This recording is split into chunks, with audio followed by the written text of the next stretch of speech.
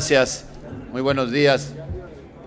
En esta ocasión, la verdad es que me da mucho gusto estar aquí y tiene que ver con la presentación de una iniciativa de ley que se hará en nombre del Grupo Parlamentario El PAN. Nos la explicará la senadora Nadia Navarro, pero es de la mayor importancia en materia de salud y que corresponde al tema de las mujeres.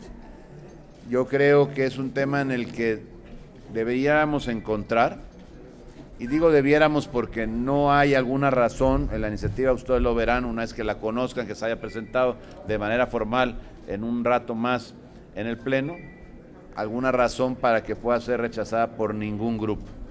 Tiene una gran cantidad de bondades que se plantean en la iniciativa, que tiene que ver específicamente con modificaciones a la Ley General de Salud y específicamente a temas relacionados con la mujer.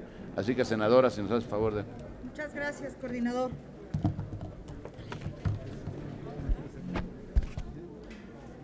Muy buenos días a todas y todos los medios de comunicación que hoy nos acompañan, a las redes sociales, a las distintas redes sociales que dan seguimiento a esta transmisión. Me complace el día de hoy presentar a nombre del Grupo Parlamentario de Acción Nacional una iniciativa que será, como ya lo comentó el coordinador, hoy presentada en el Pleno. Estuvimos en el mes de octubre, en el mes para erradicar, para prevenir y para promover la prevención del cáncer de mama. Sin embargo, ustedes lo saben de manera muy puntual, en este grupo tenemos una compañera que ha manifestado que no solo debe de enfocarse el mes de octubre para hablar del cáncer de mama. Hay que estar de manera puntual cada mes haciendo un recordatorio, pero sobre todo sumando y haciendo lo nuestro. Hoy presentamos una iniciativa porque estamos ante una situación que duele a México, a las mujeres de México. El actual gobierno ha sido demasiado despreciativo en este tema. Lejos de tener un sistema de atención médica como se presume, hoy miles de familias mexicanas enfrentan una grave crisis de salud. Morena, como lo hemos manifestado, ha desmantelado casi por completo estos servicios y hoy, entre manifestaciones de padres de familia en el aeropuerto, por padres de familia que hoy los niños no están recibiendo sus tratamientos oncológicos, entre manifestaciones de mujeres que siguen quejándose desde el desabasto de medicamentos, Acción Nacional presenta una iniciativa en la que se propone adicionar y reformar la Ley General de Salud para que sea materia de salubridad general la prevención, detección temprana y atención especializada del cáncer de mama y cérvico-uterino. Entre estas adiciones también se va a incorporar el programa de detección temprana y atención especializada para este tipo de cáncer. Es decir, no solamente un programa, sino que sea una parte de un eje rector de salubridad en la Ley General de Salud. De esta forma, la Secretaría de Salud podrá celebrar convenios con autoridades estatales, con entidades públicas y privadas en materia de prevención, diagnóstico, tratamiento y rehabilitación de las mujeres afectadas por esta grave enfermedad que día a día cobra la vida de muchísimas mujeres. Pero lo más importante aquí es que aquello que nos mueve son los datos y las cifras que siguen lastimando a las mujeres. Entre 2018 y 2020, las mastografías que sirven para detectar este tipo de cáncer se han reducido en más de 1.300.000. Y el Papá Nicolau, que permite detectar el cáncer cérvico-uterino, pasó de 1.793.000 pruebas en 2018 a 742.343 en 2020. Más allá de tener un mal manejo de pandemia, un desabasto de medicamentos, la intención del Grupo Parlamentario de Acción Nacional es que este tema sea un tema de agenda ya institucional, que esté incluido y por ley se cumplan con metas, indicadores que de manera efectiva incidan de manera positiva en la salud de las mujeres y de las niñas. Esto para nosotros es un tema prioritario. no solamente en el mes de octubre, en todo el año, para que sea parte obligada de una agenda federal en temas de salud. Muchas gracias.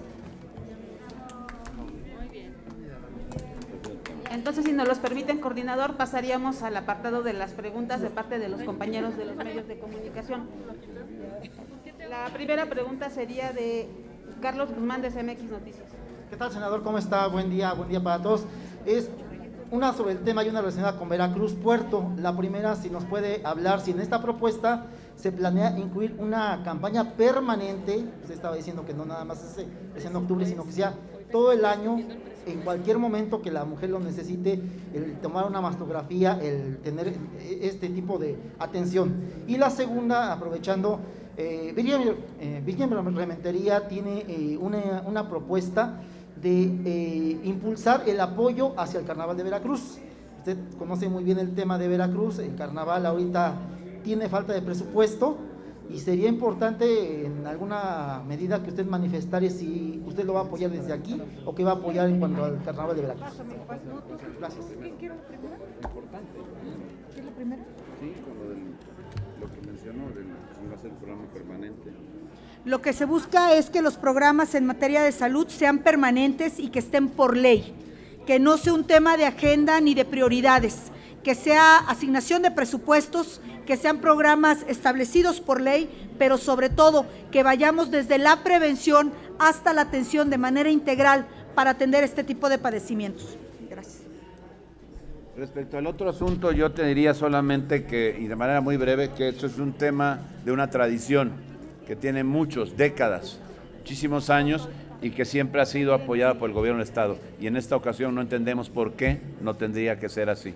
Eso sería lo que yo podría. Así que el llamado es a que, por supuesto, en los estados se apoye a que estas tradiciones, que al final de cuentas, pues en las celebraciones y las festividades, se puedan apoyar.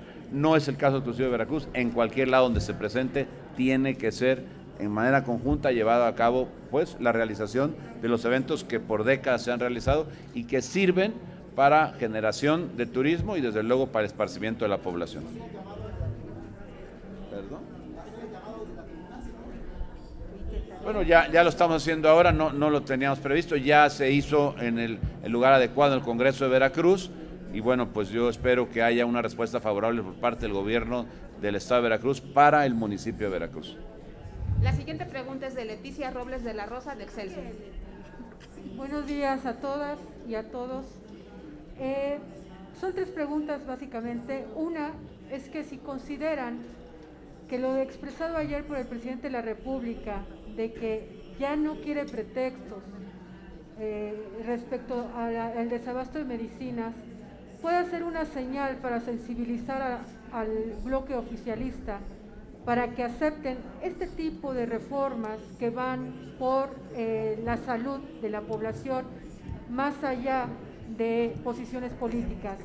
La segunda pregunta es, quiero conocer la posición del PAN frente a esta decisión del INE de modificar las fechas para la revocación de mandato, sobre todo porque en el cuarto transitorio dice de la Constitución, dice que la fecha máxima para recopilar firmas es el 15 de abril y el INE se fue el 25. La pregunta es, ¿puede el INE modificar una fecha que está en la Constitución? Y derivada de esa viene mi tercera pregunta. El diseño de la revocación de mandato, según todos ustedes nos explicaron en su momento, era que no empatara con los procesos electorales. Y por eso habían dicho que si en el caso de que se presentara la revocación para este presidente, no debía encajar o empatar con los procesos estatales. Por eso tenía que ser en marzo. Al pasarle en abril, no está ya modificando el espíritu de esa reforma, porque ya la está empatando con el proceso electoral de los estados. Muchísimas gracias. Bueno, contestaría sobre la primera pregunta y aquí diría algo muy claro y muy simple que muchas veces se usa en el lenguaje mexicano. Se los dijimos. Desde que aquí se modificó la forma en que se deberían de hacer las adquisiciones en el gobierno y que centralizaron todas las compras, les dijimos que no iba a funcionar. que iba a ser un rotundo fracaso. Ahí están los resultados. Más de 2 años diciéndoles que no hay medicinas y más de 2 años ellos negándolo. La realidad evidente. Hoy tienen que, ante pues la existencia de esta realidad, pues simplemente aceptarlo. Y el mismo presidente reconoce que fallaron, porque cuando hace esta recomendación, esta exigencia que cumplan y que no acepta pretextos, pues desde hace meses lo venimos diciendo aquí, que está mal, que no hay abasto, que hay lugares en algunas entidades donde el abasto alcanza apenas el 12-15%. Realmente es una medida criminal la que se tomó de no poder lograr el abasto de los medicamentos. Se dijo en muchas ocasiones a manera de excusa, en voz, por cierto, el subsecretario, que no lo vimos ahí en la reunión del gabinete para que le tocara el regaño como lo merece, porque él es el principal responsable, entre otros, de estas medidas en donde no advierte la situación que se tiene, y por supuesto también en la Secretaría de Hacienda, al área que le toca, que no hizo lo propio para comprar las medicinas y garantizar la llegada de estas a los lugares en donde se tienen que distribuir a la población. Y se dijo en múltiples ocasiones que esto iba mal, que no había abasto, que realmente el cuadro de medicinas básico no se cumplía. Hoy el presidente menciona que no quiere que se cumpla ese y todos los demás. Ojalá, pero esto no se resuelve en un día ni en 2. Por eso cuando se destruyó el Seguro Popular y se creó el INSABI, también ahí les dijimos, esto de acabar simplemente con estas ideas de cambiar las cosas porque algo hay mal y acabar con todo y crear cosas nuevas sin reglas, sin funcionamientos adecuados ya previstos en la normatividad, pues lo que hacen es simplemente generan la inoperatividad de las dependencias y por supuesto quien paga las consecuencias es la población. Hoy, si en este país no hay medicinas para atender a la población, es culpa de Morena, porque aquí les dijimos que eso no iba a funcionar. Y tercamente insistieron en llevar a cabo este tipo de cambios que hoy la población está pagando las consecuencias. Por supuesto que exigimos que se ponga el remedio, lo venimos haciendo hace muchos meses y hoy lo que decimos es que tenemos que realizarlo de una manera inmediata, que se pongan a trabajar en eso y que se genere la eficiencia. No bastan con los regaños del presidente, necesitamos ver que esto se resuelva y se resuelva pronto. Respecto a la segunda pregunta, solo diría, no se pueden cambiar desde otro órgano de modificaciones constitucionales que están vigentes. Y para abundar en ello, yo le pediría al senador Damián Cepeda que nos pueda comentar. Muchas gracias. A ver, sobre la decisión del INE de cambiar la fecha de la revocación, haríamos un llamado a que se respete la Constitución. Tiene una razón de ser que se puso un régimen especial para la revocación de mandato en este proceso de este presidente. O sea, las fechas para otros presidentes van a ser distintas, pero para este presidente se puso expresamente en la Constitución, en un transitorio, las fechas en las cuales se llevaría a cabo. Y son fechas que tienen límites máximos para juntar firmas, para hacer la convocatoria y luego dice 60 días después la elección. Eso da a marzo. Por eso cuando el presidente daba con su necedad de que fuera, que si Juárez y que no sé qué, no se podía, porque no daban las fechas, pues tampoco se puede hacer lo que ahora quiere hacer el INE, aunque tenga una buena intención. Lo que nosotros quisimos cuidar es que no se cruzara con los procesos electorales del 2022. Esa es la explicación por la cual se puso antes, en marzo, a inicios, la revocación para este año.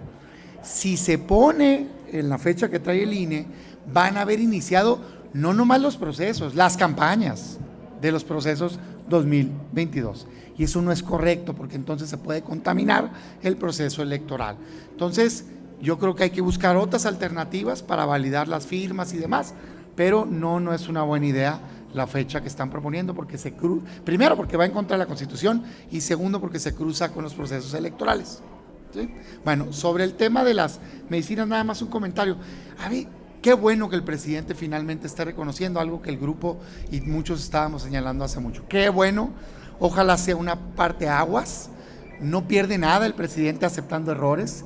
Sí perdieron mucho los mexicanos que por 3 años no tuvieron acceso a medicinas. Lo que es evidente, o sea, la verdad sale a flote. No hay medicinas en México, no hay servicios de salud. Casi 15 millones de mexicanos nuevos no tienen acceso a ello y esperamos que hoy sea el inicio de que se corrija esta labor y que los mexicanos tengan acceso a medicinas. Tienen que reconocer el error gravísimo que le ha costado mucho sufrimiento a los mexicanos. Senador, perdón, quiero aprovechar su presencia ahí para preguntarle. El senador Ricardo Monreal, como se llama, compadre, el senador Ricardo Monreal acaba de informar que el Ejecutivo mandará la terna para la Corte probablemente la próxima semana. Le quiero preguntar, senador, porque el ministro Fernando Franco termina el 12 de diciembre y el Senado tiene 30 días para decidir sobre la Corte. Si les mandan la terna la próxima semana, les estarían cortando el tiempo para poder decidir. ¿Esto es así o no tiene ningún efecto real en el proceso legislativo del Senado? A ver, mire, salvo la opinión que se pueda tener, esperaríamos a que llegue la propuesta. Ojalá sea una propuesta integrada por mujeres para cumplir con el principio constitucional en materia de paridad, porque está desequilibrada la Corte. Y bueno, cuando llegue el grupo parlamentario, seguramente, como lo hemos hecho antes, con mucha madurez estaremos analizando los perfiles. En mi opinión, debe de ir ahí una persona con marcado profesionalismo, con calidad ética y moral, y sobre todo sin ningún tipo de subordinación ni integración del partido político, de ningún partido político, para acabar pronto. Esa es una opinión mía. Pero cuando llegue, pues ya tendremos que hacer el análisis. Pero lo ideal sería que esté integrada a la Corte por un nuevo perfil que garantice autonomía e independencia, porque son pues un órgano que toma decisiones muy importantes. Sobre el tiempo, a ver, son 3 personas, normalmente se hacen entrevistas, comparecencias, se hace una revisión profunda y se busca el consenso. Yo esperaría que en cuanto llegue, que lo manden lo más rápido posible y que entremos de lleno a ese análisis. Lo importante es escoger un buen perfil. Eso yo es lo que resaltaría. Un buen perfil independiente, autónomo y que no sea subordinado al Ejecutivo. Esa es mi opinión. Gracias. Yo me gustaría darte un comentario sobre el tema de desabasto, porque la palabra desabasto por sí misma dice todo, pero no dice nada. Las consecuencias del desabasto creo que vale la pena analizar. 46% de personas fallecieron más por diabetes en el 2020 que respecto al 2019. Y 40% de personas con enfermedades cardíacas fallecieron en exceso en el 2020. ¿Qué quiere decir? Personas que no tuvieron insulina, personas que no tuvieron medicamentos para el corazón, fallecieron. Estamos hablando que hubo un exceso de mortalidad de 350,000 personas, de las cuales se reconoce oficialmente 200,000 por COVID. Fallecieron 150,000 personas por otras causas. Me parece que este dato sería un elemento indispensable para que el presidente corriera a Hugo López-Gatell. Es el verdadero responsable del desastre que tenemos en materia de salud. Se enoja por una boda que por supuesto sabía que se iba a llevar a cabo y no se enoja por 150,000 personas fallecidas por ineptos y por corruptos. Adelante. Quiero adicionar a este tema porque este grupo parlamentario ha levantado la voz. Llevamos 2 años diciéndolo. La senadora Alejandra Reynoso ha hecho un énfasis permanente en el Senado de la República. La senadora Marta Márquez ha recibido agresiones incluso adentro del Pleno, levantando la voz, defendiendo a las mujeres, a los hombres y a los niños que no tienen medicamentos en este país. Y en lugar de reconocer el problema, aquí en el Senado de la República, las senadoras y senadores del grupo mayoritario han ofendido a quien ha defendido a los mexicanos. la senadora Xóchitl Gálvez, la senadora Lili Téllez, lo ha dicho de frente, una servidora, muchas y muchos senadores aquí, lo hemos dicho durante 2 años. ¿Cómo es posible que el presidente de la República no haya querido escucharnos? ¿Cómo es posible que apenas ayer da un manotazo y dice que ya no quiere escuchar pretextos? Desde aquí le exigimos al presidente que se comporte como un estadista, porque esos pretextos que ha dado el secretario de Salud y el subsecretario irresponsable, que además debe ser juzgado por todas las muertes en medio del COVID, esos pretextos que han dado han generado muertes. No han generado otra cosa sino muertes y sufrimiento para las mujeres, los hombres y los niños que tienen que llegar al hospital, recibir un no como respuesta e irse a buscar un medicamento afuera para salvar la vida. Hoy, después de 2 años, claro que el presidente López Obrador nos ha dado la razón. Le ha dado la razón al PAN, le ha dado la razón a la oposición. No hay medicamentos en este país y es simple y sencillamente porque Morena es irresponsable para hacer gobierno. Muchísimas gracias, Leti. Ángel Gallegos, de Azteca Noticias. Buenos días a todos y a todas. Me gustaría conocer su opinión, sobre todo la senadora Kenia López, que en varias conferencias ha dicho que se va a interponer o se interpuso una denuncia ante las autoridades electorales por la campaña anticipada de Claudia Sheinbaum. Se ha visto a funcionarios del gobierno capitalino hablar de la beca de Claudia, la tarjeta de Claudia, el trolebús de Claudia. ¿Se está configurando una campaña anticipada, consideran ustedes? Y si sí, ¿qué va a hacer la oposición al respecto? Sí, es terrible cómo el gobierno de la Ciudad de México está ocupando los recursos de los capitalinos para hacer una campaña ilegal.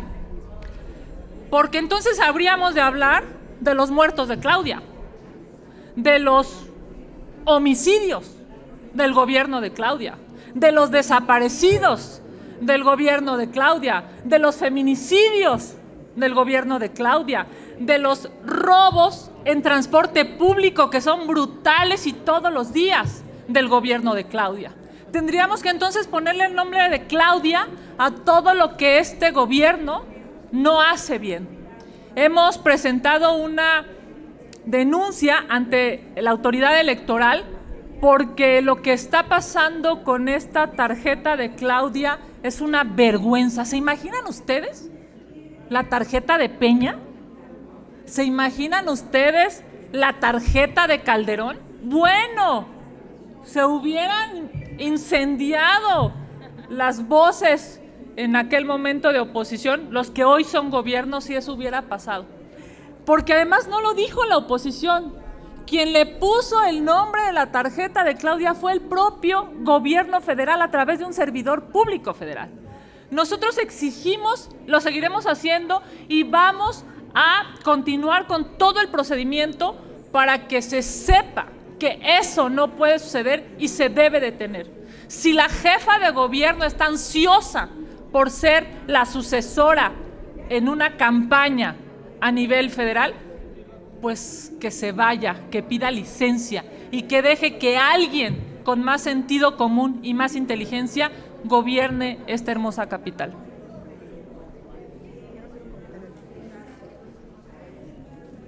Aprovechando que se está tocando el tema de la jefa de gobierno, ayer en la Cumbre Mundial de Cambio Climático en Glasgow se firmó un importante acuerdo para que las principales ciudades del mundo en 2035 transiten a autos eléctricos. Esa sería una buena decisión de la jefa de gobierno, firmar esta declaración de Glasgow y dejar de estar matando a la gente por contaminación. Sería una ciudad limpia desde el punto de vista ambiental. Y también decirle, así no, Claudia, yo la conozco, fuimos alcaldesas juntas, no pones un solo peso de tu bolsa para esta tarjeta. Es el dinero de los mexicanos, es dinero público.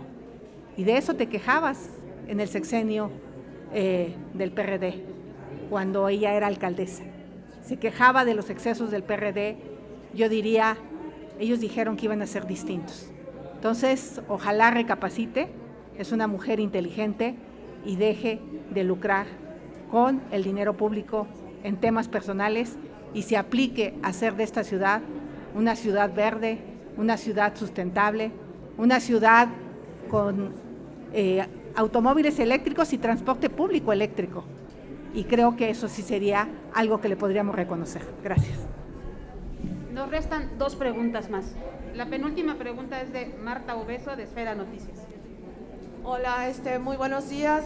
Tomando en cuenta de que la Organización Mundial de la Salud y mucho tiempo antes Hipócrates dijo que tu alimento sea tu propia medicina, y de acuerdo a esta iniciativa de modificación a la Ley General de Salud, yo les quisiera preguntar si, tomando en cuenta que la prevención de enfermedades es básicamente una buena alimentación, ¿cómo contemplan ustedes en esta propuesta de modificación a la ley este aspecto, garantizar una buena alimentación para que hombres y mujeres, y sobre todo las mujeres de México, no padezcan de enfermedades como el cáncer? Gracias. Nosotros ya hicimos un primer esfuerzo cuando se reguló que se le asignaran los sellos que indicaran de manera efectiva a la población si tenían altos en azúcares, en grasas saturadas. Lo que queremos hacer a través de esta iniciativa es que en este programa de prevención, desde temprana edad, podamos nosotros conducir la cultura de una sana alimentación para las futuras generaciones. Pero esta iniciativa, de manera puntual, lo que prevé es que haya programas de prevención y detección. Seguiremos, por supuesto, aprovechando esta oportunidad para enriquecer estos comentarios. Creemos que esto que usted menciona debe de ser una línea de acción de salud pública para la población en general. Ahí es donde debemos de caminar, hacia la prevención y hacia una adecuada alimentación que sea mucho más efectiva para las futuras generaciones. Cuando usted habla de prevención, exactamente ¿a qué nos estamos refiriendo? Cuando tú previenes es cuando de manera no invasiva vas hablando y vas abordando lo que en un futuro puedes evitar, es decir, explicando y haciendo conciencia de las causas que pueden originar el cáncer de mama, el cáncer cérvico-uterino, pero sobre todo de los alimentos que pueden potencializar, hacer conciencia también de que muchas veces eres víctima de cáncer por un tema genético, a programar que estos exámenes que de manera periódica, que es algo que denunciamos, entre 2018 y 2020 hubo una disminución importante en estos programas efectivos. El cáncer de mama, cuando es detectado en tiempo, es erradicado, curado y la persona logra superarlo.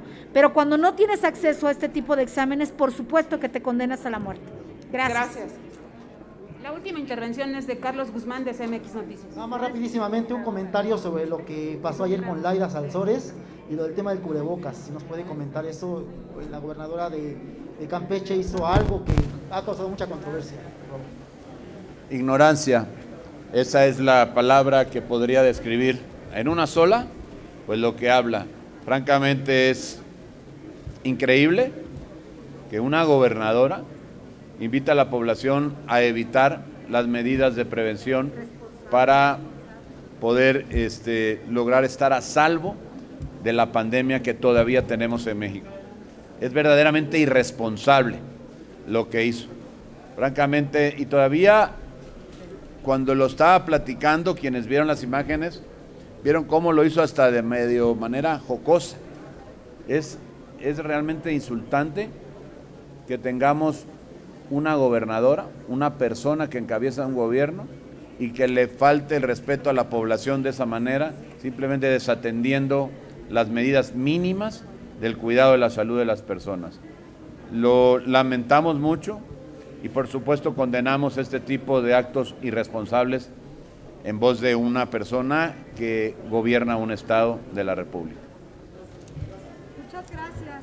Sería todo, no tenemos más preguntas. Muchísimas gracias a las senadoras y a los senadores que nos acompañaron. Muy buenas.